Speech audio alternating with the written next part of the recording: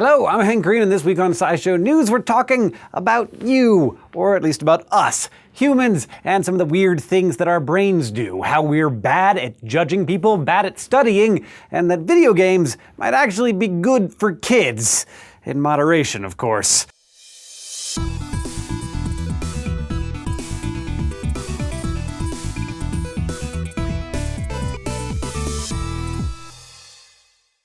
Let's start out with our complete inability to stop basing our opinion of people on the way that they look. This prejudice isn't always something that's learned, and it's something very hard to fight against, with our brains making snap judgments about people in apparently 33 milliseconds after seeing a face. That's faster than it takes us to even be aware that we have been shown a face. This, according to a study from NYU's Jonathan Freeman, who says that the results are, quote, consistent with an extensive body of research suggesting that we form spontaneous judgments of other people that can be largely outside awareness. The study focused on the perception of trustworthiness and the role of the amygdala, a part of the brain important in decision-making and emotional reactions. They monitored activity in the amygdala while showing subjects a range of faces, some of them with high cheekbones and eyebrows, which people judge as trustworthy, and others with low furrowed brows and low cheekbones, which have been rated by a large body of research as untrustworthy. Some of the faces were real people, others were computer-generated. The amygdala of the test subjects responded the same whether the subjects were allowed to perceive the image for a prolonged period of time or for mere milliseconds, too quick to even be consciously perceived. So yeah, when we say that humans make flash judgments, we're not being hyperbolic. And if you're wondering, there is no evidence that people who look untrustworthy or trustworthy actually are. So yeah, we're just bad at that. What else are you bad at?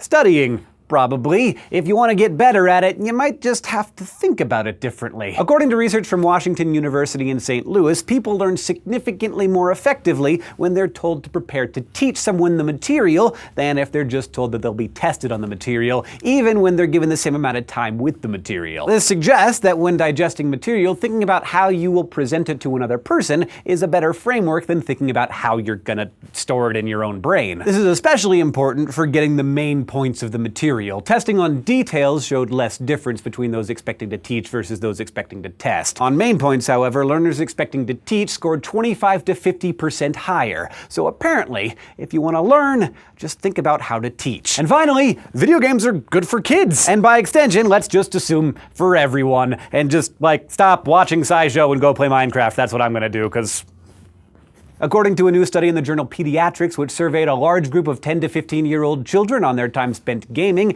and their level of psychosocial adjustment. Children who spent more than 3 hours per day playing video games were found to rank lower in life satisfaction, pro-social behavior, and dealing with problems than all other groups, while those who gamed for less than an hour a day were found to have the highest rankings of all the groups, including those who didn't game at all. It's worth remembering, of course, that none of the differences here were gigantic.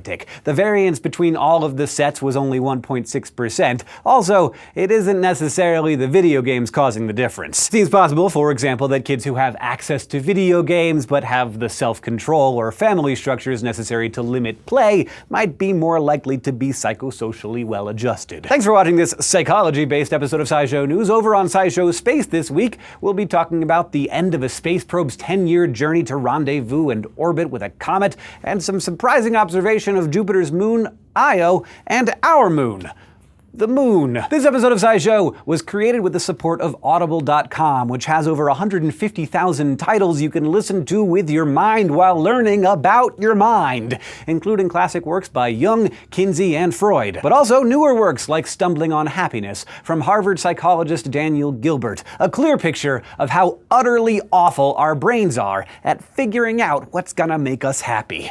If you want to claim your first free audiobook, go to audible.com/scishow. We're always happy to bring the news to you, and if you want to keep up to date on what's been going on in your mind, in your body, in your solar system, just go to youtube.com/scishow and subscribe.